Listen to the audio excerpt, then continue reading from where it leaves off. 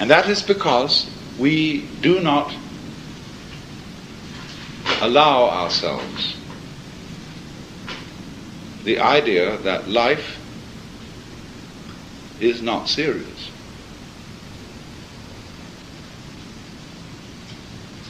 Because somehow you feel if you aren't engaged in something serious, you're a loafer. You're not contributing to the social welfare.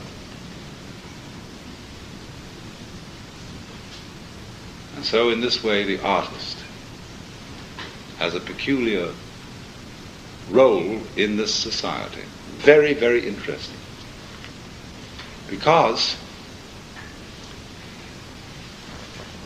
the artist is a very deceptive fellow.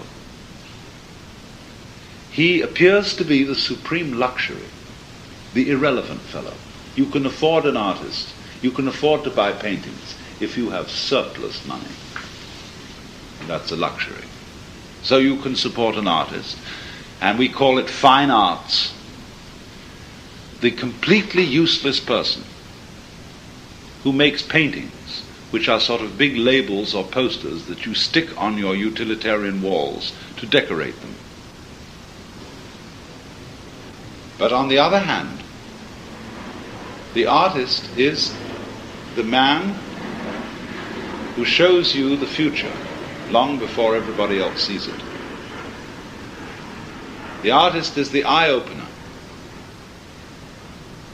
Just because the artist is distinct in role from the preacher and the philosopher, the artist can get away with all sorts of things. For example, in our culture, if you're a university professor, a doctor, or a minister, take these three professions, teacher, doctor, minister, you have to be very careful about your private life. Because the moment you have any alliances that are not quite regular, people's tongues begin to wag. And why do they wag? Because they say the way you behave is inconsistent with your profession, with what you profess. You are teaching people the good life, the healthy life, and you live in this disreputable way. You have a mistress, you have something or other going on. But the moment an artist should take a mistress, this is what is expected of him. Everybody says, oh, he's an artist. In other words, he doesn't matter. He's irrelevant. He's an entertainer, some sort of clown. But on the other hand, if you belong to high culture, you patronize artists. See? So the role of the artist is very fascinating, because he appears to be the clown, the jester, the absolutely unimportant and irrelevant person. And yet it's actually through the artist that we learn how to live. Not through the preacher, not through the philosopher, not through the professor.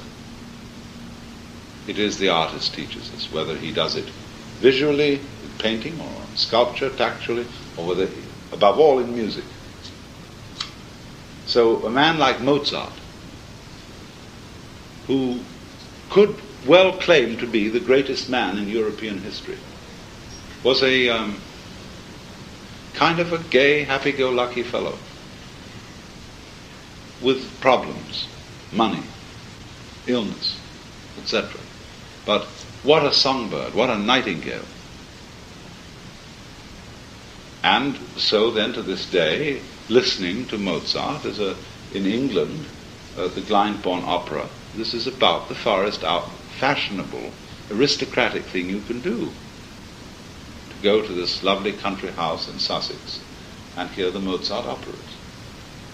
It's as much a matter of status as going to church. Almost more so. You should read, if you can get hold of it, an interview with George Harrison, one of the Beatles, in a recent issue of the East Village Other, where he explains the deep philosophy of music that they understand and follow. How the very nature of sound reveals the meaning of the world, and why, because of this, he regards himself as a Hindu.